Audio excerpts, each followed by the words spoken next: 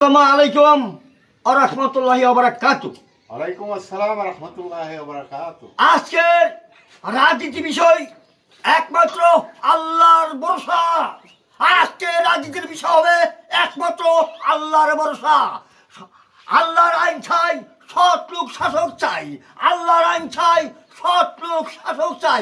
কোনো ফেসিবাদী, কোনো স্বৈরাচার, কোনো সুদখোর, কোনো দালাল, কোনো বিয়ের বান্ধবী, কোনো মৌলবী আর এই গ্রামীণ ব্যাংকের সুদ আর এনজিও সুদ, যারা সুদের ব্যবসা করে এরা সহ কোনো কেনির মাঠে উঠতে দিবেন না।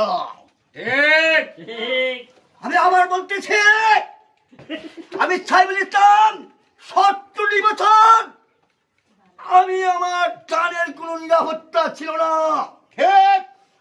আমি হক কথা কয়ে আমি নির্বাচনটি ধরে রেখেছি আল্লাহর হুকুমে।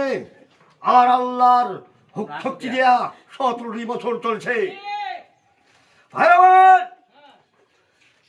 আল্লাহর আইন চাই, সৎ লোক শাসক চাই। প্রত্যেক জনগণকে আমি অনুরোধ করি আমাকে ভোট দিবেন ভাই। আমি উপকার না করলেও ক্ষতি করবো না, গরিবের রক্ত চুষে খাবো না। কারণ আমি সুদখোর চেয়ারম্যান না, আমি দালাল খুর চেয়ারম্যান না, মনে রাখবেন।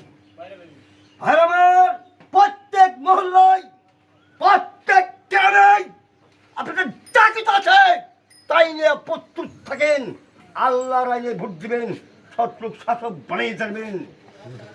হ্যাঁ, আমার সরকারি যে মালগুলো আসবে গরিবের ঘরে ঘরে ব্যাংক গাড়িটা পৌঁছাইয়া দেব। যদি পৌঁছাই না দেয় আপনার জুতা আমার গাল থাকিব। আল্লাহকে সাক্ষী রাখলাম যে আমি নিজের চেয়ারম্যান হতে পারলে ন্যায় বিচার দেখাই দিব। যে বাদশা চেয়ারম্যান উলঙ্গ হয়ে বাইছে আমি পায়জামা পিঞ্জামা দিব। যে দল অপরাধ করবো নগদ শাস্তি দিব। আমার আমি আবার বলতেছি, আমার ইউনিয়নে যারা নামাজ পড়েন নাই পরিষদের যাওয়ার সাথে সাথেই নামাজ পড়তেই হব।